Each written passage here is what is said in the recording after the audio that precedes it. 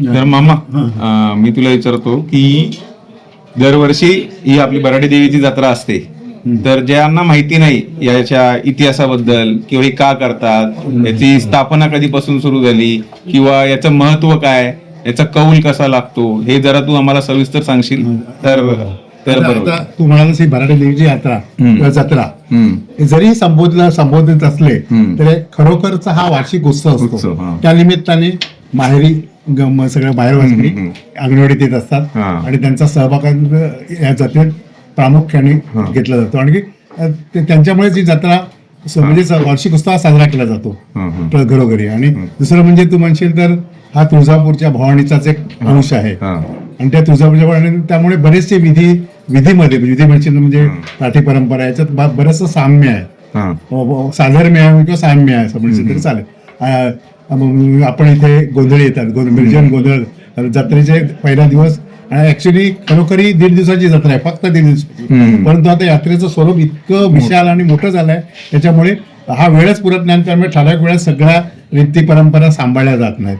तरी पण इथे आमच्या ही भौगोलिक परिस्थिती जी आहे म्हणजे जत्रेसाठी ती सुंदर आहे आणि इथलं नियोजन इतकं सुंदर असतं की कुठेही गालबोट कधी इतके वर्षही लागलं नाही, भविष्यातही लागणार नाही, इतकं सुंदर नियोजन होत असतं इथे. आणि देवीमध्ये तेवढी शक्तीच आहे की काय चुकीचं नियोजन विशेष म्हणजे अंगणवाडी विकास मंडळ हे मुंबई यांच्यातर्फे नियोजन केलं जातं आणि त्याचा संपूर्ण गावाचा त्याचा सहभाग असतोच, अंगणी कुटुंबियाचा प्रत्येक गोष्टीचा सहभाग असतोच.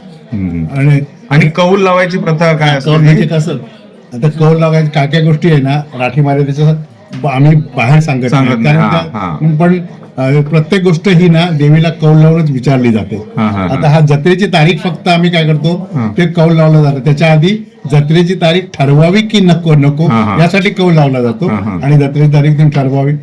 प्रत्येक वर्षी 4 मानकरी असतात ते आणि ते देव दिवाळीला ते 4 मानकरी बदलतात आणि नवीन मानकरी येतात. म्हणजे प्रत्येक असे अंगणी कुटुंबियातर्फे 4 मानकरी सिलेक्ट निवडले जातात आणि ते दर देव दिवाळीला ते बदलले जातात आणि प्रत्येक दिवाळीला ते त्यांचा नवीन आणि ते 4 मानकरी पुढच्या जे वर्षभर जे सण जे होतात ना त्याच्यात त्यांचा सहभाग असतो पूजा अर्चेमध्ये, इतरांचा सहभाग नसतो. जे 4 मानकरी नवीन येतात ना त्यांचा आता या जत्रेला नवीन मानकरी ते 4 त्यांचा सहभाग असतो, म्हणजे त्याच्या कुटुंबातील जी माणसं असतात त्यांचा सहभाग असतो इथे त्या ह्याच्यात.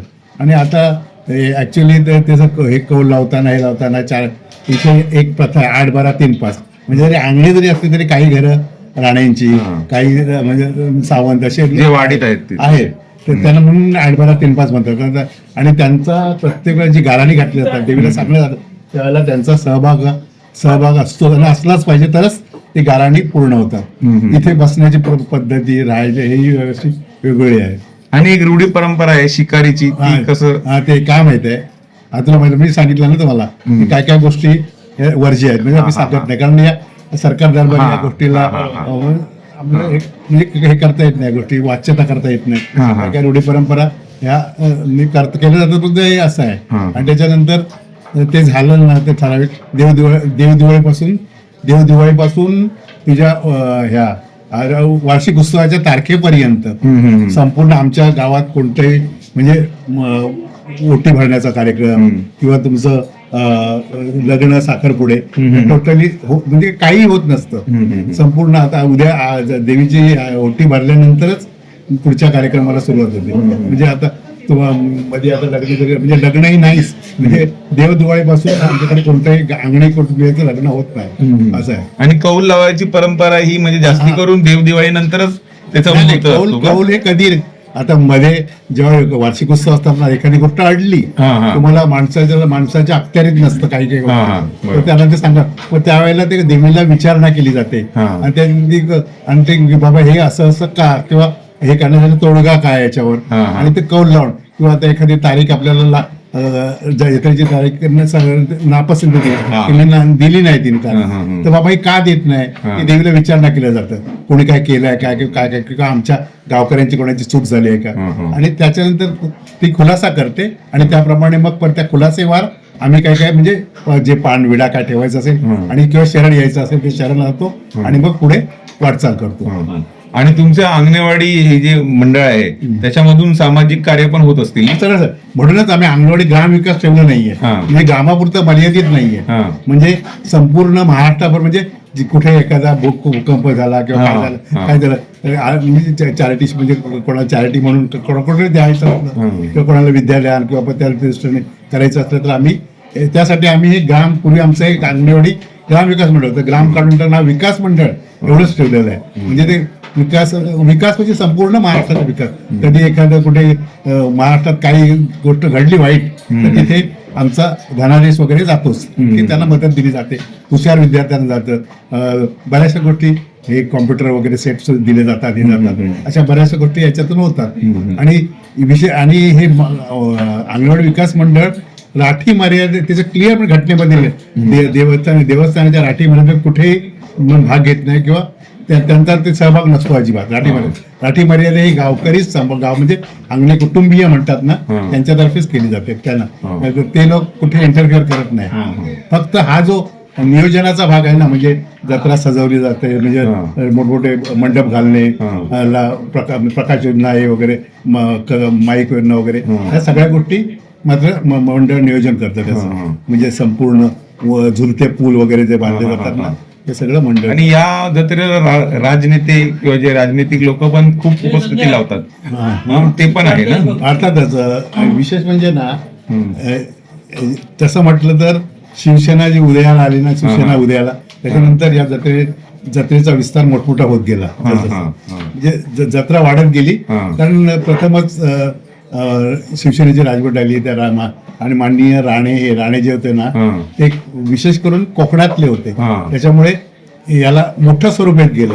आणि दिवसेदिवस ही जत्रा इतकी महाराष्ट्राच्या कानाकोपऱ्यात पसरत गेली की आता इथे भाविक जो असतो तो कोण कुठला याचा पत्ता नसतो, जो तो आपली गाराणे करणे ही नवसाला पावणारी देवी म्हणून प्रसिद्ध आहे. त्यामुळे कुठूनही सांगितलं ते नवस सांगतात आणि फेडायला इथे येतात. तुम्हाला मात्र नवस केला की तो फेडला पाहिजे हे कंपल्शन आहे, म्हणजे ते करावंच लागतं.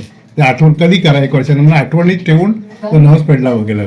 आणि तिचा आशीर्वाद पण तुमच्या पूर्ण ग्रामस्थांवरती बरोबर. कारण मी स्वतः जेव्हा गणपतीला आलो तेव्हा मी बघितलं की तुमच्या इकडची मुलं किंवा जी माणसं आहेत त्यांच्यामध्ये जी सात्विकता आहे, जी शुद्धता आहे, ती मला दुसऱ्या गणपती मंडळात किंवा याच्यात दिसली नाही.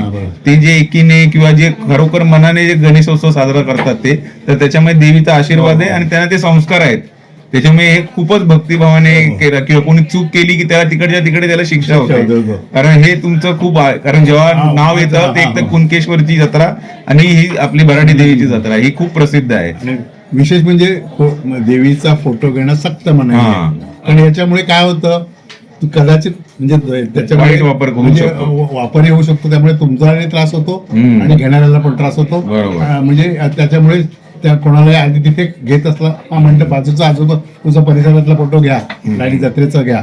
पण इथे तुम्हाला ही अशी देवी आहे की तुम्हाला ह्याचं नवरात्रामध्ये विशेष म्हणजे आता नवरात्र वगैरे जसे विशेष असतात ना, इथे प्रामुख्याने देवीची ओटी भरली जाते. पण त्यावेळेला आमच्याकडे 9 दिवस काही नसत्या 9 माळा चढवल्या जातात. ओटी बिटी वगैरे सगळं बंद असतं. म्हणजे विशेष म्हटलं तरी हे एक म्हणजे वेगळं देवस्थान आहे तसं. आणि बाकी असे काय काय उत्सव साजरे करतात पूर्ण वर्षभरात, हे सोडल्यानंतर नवरात्री, दसरा किंवा गणपती असते किंवा जेव्हा मार्गशीर्ष असतो तेव्हा मंदिर चालू असतात, ते उटी भरायला अलाउड असतं. आता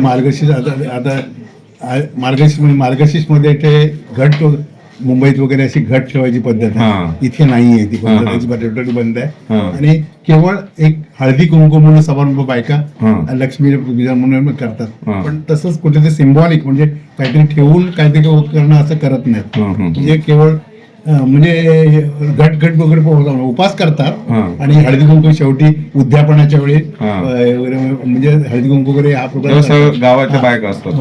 त्यामुळे प्रत्येकाच्या घरी जाऊन तो प्रोग्राम होतो. आणि विशेष म्हणजे गणपती हा विशेष म्हणजे आमच्याकडे भजन दर मंगळवारी केलं जातं मंदिरात. आणि दर मंगळवारी त्याशी बाळगोपाळांना कोण खाऊ वगैरे घेऊन येतात. भजन संपलं की पण तो एक प्रामुख्याने दर मंगळवारी संध्याकाळी 7:30-8च्या सुमाराला भजन. आरतीची वेळ काय? भजन नाही, आरती नाही सांगू, भजन.